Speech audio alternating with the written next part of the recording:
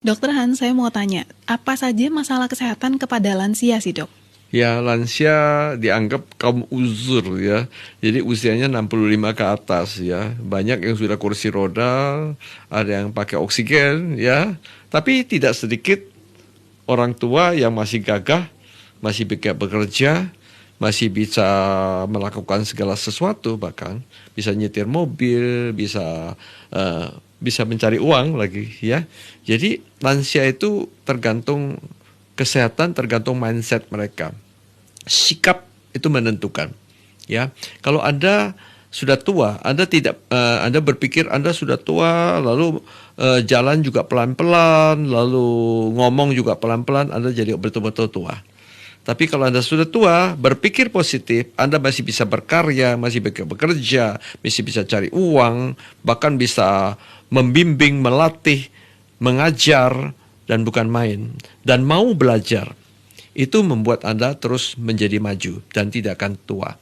Oleh karena itu kita tahu masalah kesehatan itu apa? Orang tua. Orang tua itu tentu masalah penglihatan berkurang, pendengaran berkurang. Ya, jadi ada istilah kepala mulai buta ya, kemudian mata mulai bureng, telinga mulai budek ya, rongga mulut mulai bogang ya, kemudian mungkin postur mulai bungkuk ya, jadi BBBB, kemudian perut mulai buncit ya, kemudian kantong mulai bokek ya, semua BBB, semua penyakit keluar. Penyakit orang tua itu osteoporosis. Penyakit tua itu ada pikun. Penyakit orang tua mungkin kanker. Penyakit orang tua masalah pembuluh darah ya. Jadi gula keluar, obesitas muncul, nanti kena hipertensi, kena diabetes, kena jantung, kena stroke, kena gagal ginjal, macam-macam gangguan. Ya, itu semua sebetulnya bisa kita halau, bisa kita cegah, bisa kita hindari dengan cara gaya hidup yang benar. Ya, supaya tidak osteoporosis, jemur matahari, bergerak badan, itu tulang kita tetap kokoh. Mungkin Anda mengonsumsi kalsium. Ya, vitamin D dapat dari sinar matahari. Ya, supaya tidak pikun, belajar baca, menulis, belajar nyanyi, nyanyi bersama. Itu melatih otak. Anda tidak akan jadi pikun. Supaya pembuluh darah kita bagus, ya tidur tidak larut malam, minum air putih, makan ikan laut, ya, makan sayur, makan buah, makan tahu tempe, mungkin ayam bagian dada. Hindari semua santan, gorengan, jeroan, udang kepiting segala, jangan makan lagi jeroan segala, usus, ati, paru, otak, kikil, buntut, babat segala ya, daging, sapi, babi, kambing, bebek. Kalau orang tua stop semua. Ya, tidak ada alkohol, tidak merokok. Ya, itu lifestyle kita membuat kita jadi sehat. Baik, tapi tentunya juga kesehatan di masa tua itu dipengaruhi oleh kebiasaan kita dari masa muda itu tadi ya, Dok.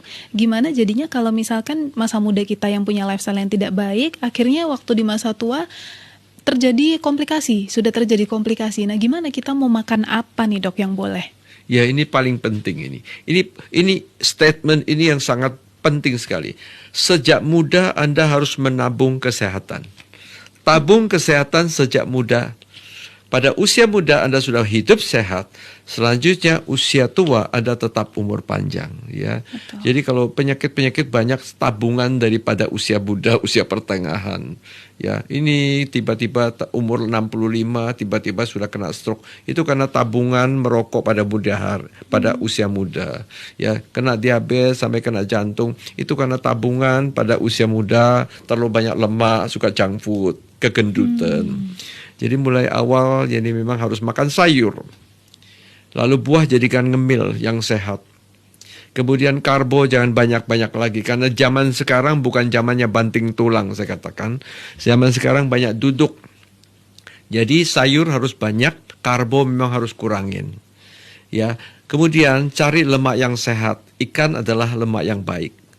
Ya, lemak dari daging itu kurang bagus, lemak jeroan jahat sekali. Ya, gorengan itu super jahat karena trans fat, kriuk-kriuk itu jahat.